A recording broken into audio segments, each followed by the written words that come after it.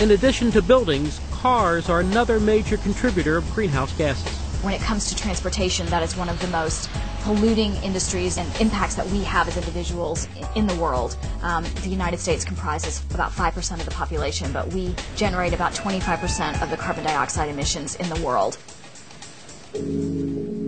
I visited a Pittsburgh company, Fossil Free Fuels, where owners Colin and Dave are cutting carbon dioxide emissions by converting diesel cars into eco-friendly biofuel machines. While Colin and Dave got to work converting a customer's car, I got a chance to speak with her. So Megan, why did you bring your car in here today? I'm really interested in alternative fuels because I have 2 small children, and the amount of carbon dioxide that we're putting into the atmosphere is a concern for their future. And so I drive a long way to get to work, and I decided I needed to practice what I preach. And so this is a good way to reduce my carbon footprint.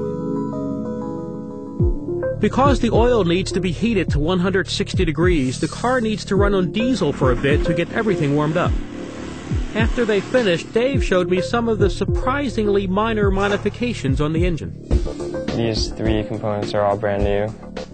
This is the vegetable oil fuel filter. This one's the flat plate heat exchanger. This is where you elevate the temperature of the oil, right? Right, yep. So there's hot radiator fluid running through and vegetable oil running through, and the plates exchange the heat with each other. And the new fuel tank.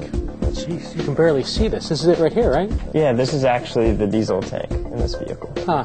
So what, you swap the tanks? Yep. So the main tank, which is 14.5 gallons, becomes the vegetable oil tank. And then since you only need diesel to start and stop the vehicle, this is a 5-gallon diesel tank. But the best part about these cars is that after you make the modifications, the fuel is free.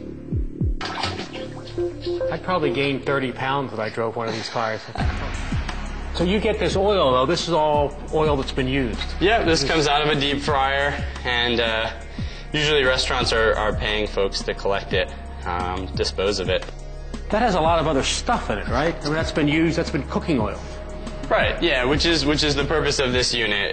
It heats it up and it settles and separates all the particulates, anything that would be in there. You just spin this guy back on here. And then what happens? And then it just gets pumped right into the vehicle.